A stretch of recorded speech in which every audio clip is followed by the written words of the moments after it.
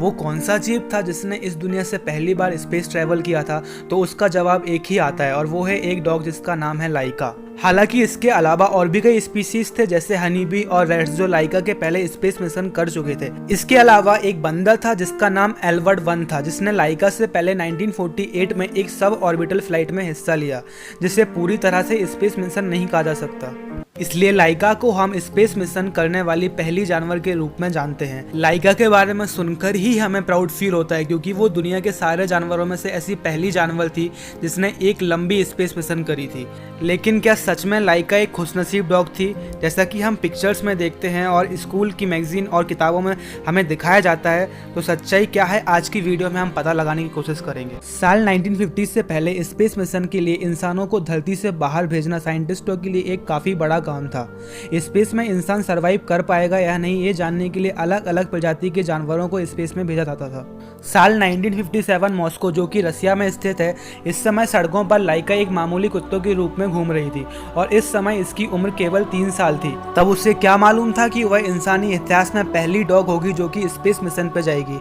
और इसी बीच Soviet union के प्रोग्राम के सहारे दुनिया का पहला space satellite Sputnik 1 successfully launch कर दिया गया था। लेकिन स्पुतनिक 1 में कोई भी जीवित प्राणी नहीं था, इसलिए वहां के साइंटिस्टों ने सोचा कि क्यों ना किसी बड़े जिंदा जीव को स्पेस मिशन पर भेजा जाए। लेकिन शायद ये रशियन साइंटिस्ट इस स्पेस मिशन को काफी जल्दी में करना चाहते थे, तो इसलिए लाइका के स्पेस क्राफ्ट को बनाने के लिए सिर्फ 4 हफ्तों का समय मिला था, जिसका जुर्माना बाद में उस मासूम डॉग को भरना पड़ा। इस स्पेस क्राफ्ट का नाम था स्पुतनिक 2, जिसे स्पेशली एक डॉग के लिए डिज़ाइन किया गया था। इस स्पेस क्राफ्ट में carbon dioxide absorber, oxygen generator और लाइका को ठंडा रखने के लिए एक फैन था। साथ में जिंदा रहने के लिए कुछ फूड्स और डॉग के स्टूल एंड यूडल कलेक्ट करने के लिए एक बैग रखा गया था। स्पुतनिक 2 का केबिन इतना छोटा था कि केबिन के अंदर घूमने फिरने के लिए कोई भी जगह नहीं थी, तो इसी तरह स्पुतनिक 2 को डिज़ाइन किया गया था जो कि 28 दिनों में बनकर तैयार हुआ था। अब सिर्फ एक डॉग को ढूंढने की जरूरत थी। सोवियत स्पेस के साइंटिस्टों ने जानबूझकर गली के आवारा कुत्तों को चुना क्योंकि उनमें बाकी घरेलू डॉग से ज़्यादा एक्सट्रीम कंडीशन में रहने की आदत थी, जो स्पेस मिशन के लिए एकदम आइडियल था। तो इसी बीच उन साइंटिस्टों को लाइका मिली और इसके बाद स्पेस में भेजने के लिए लाइका को ट्रेंड किया गया। स्पुतनिक 2 का केबिन काफ़ी छोटा होने के कारण लाइका को 20 दिन तक एक छोटे पिंजरे में कैद करके रखा गया ताकि वह स्पुतनिक 2 के अंदर केबिन में अच्छे से फिट हो सके। तो देखते ही देखते लाइका का ट्रेनिंग खत्म हुआ और स्पेस में जाने के लिए एकदम तैयार थी। उस समय इंसानों को स्पेस में जाने का तो तरीका मालूम था लेकिन वापस आने का नहीं। मतलब देखा जाए तो वह एक सुसाइड मिशन की जैसा ही था। फ़र्क सिर्फ इतना था कि लाइका को पता ही नहीं था कि वह कुछ दिनों में मरने वाली है। तो लाइका को स्पेस मिशन में भेजने के पहले वहाँ के एक साइंटिस्ट लाइका को अपने घर लेकर गए और ज़िंदगी के कुछ आखिरी पलों में उनके बच्चे के साथ खेलने कूदने का मौका दिया।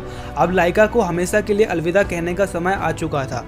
तो फाइनली लाइका को स्पुतनिक 2 के केबिन के अंदर चेन से बांधकर डाल दिया गया ताकि वह अपनी जगह से ज़्यादा मूवमेंट ना कर पाए और इसी पोजीशन में 3 दिन तक लाइका को धरती के अंदर ही रखा गया ताकि उसे उस सिचुएशन में रहने की आदत लग जाए। 3 नवंबर 1957 लाइका की जिंदगी का आखिरी दिन। स्पुतनिक 2 के लॉन्च होने के पहले लाइका के स्पेस क्राफ्ट को आखिरी बार के लिए बंद करते समय वहां के एक टेक्नीशियन ने लाइका की नाक पर चूम के उसको आखिरी बार के लिए अलविदा कहा, ये जानते हुए भी कि वह इसके बाद कभी वापस नहीं आने वाली।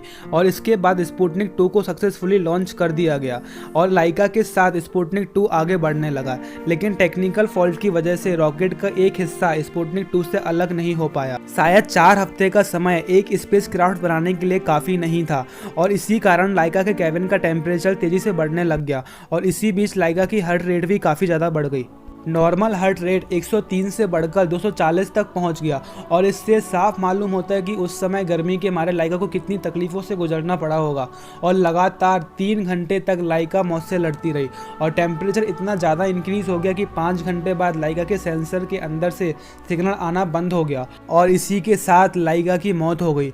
उसकी मौत के बाद उसी अवस्था में स्पुतनिक 2 162 दिनों तक अंतरिक्ष में था और लगभग 2570 बार अर्थ के चक्कर लगा चुका था। और इसके बाद 14 अप्रैल 1958 में स्पुतनिक 2 धरती के एटमॉस्फेयर के अंदर होते ही मरी हुई लाइका के साथ जलकर खत्म हो गया। साल 2008 में रशियन गवर्नमेंट ने लाइका के सम्मान में एक मूर्ति या स्मारक बनाई। ये वही जगह थी जहां पर लाइका को ट्रेनिंग दिया गया था। जैसा कि आप यहां देख सकते हैं कि रॉकेट के ऊपर एक डॉग खड़ा है और वो है लाइका। हमें लाइका की इस महान बलिदान को कभी नहीं भूलना चाहिए। स्पेस मिशन में इस डॉग की कुछ कंट्रीब्यूशन तो रही होगी, जिसके कारण आज हम बड़े बड़े स्पेस मिशन के बारे में सोच सकते हैं। तो क्या साइंस के अपने फायदे और इंसानों के अपने एडवांसमेंट और डेवलपमेंट के लिए इन जानवरों का बलिदान देना आपको सही लगता है? नीचे कमेंट करके बताना मत भूलना। और अगर आपको ये वीडियो अच्छा लगा हो तो वीडियो को लाइक और शेयर करना मत भूलना। और अभी तक अगर आपने हमारे चैनल को सब्सक्राइब नहीं किया है तो सब्सक्राइब करके नोटिफिकेशन बेल को ऑन कर दें। इससे ही अमेजिंग और इंटरेस्टिंग फैक्ट के लिए आप हमें इंस्टाग्राम पर फॉलो करना मत भूलना। आपको इंस्टाग्राम का लिंक हमारे डिस्क्रिप्शन बॉक्स में मिल जाएगा। मैं मिलता हूँ आपसे अगले हफ्ते एक नई एक्सप्लोरर वीडियो के साथ। तब तक के लिए till bye, thanks for watching, stay home stay safe.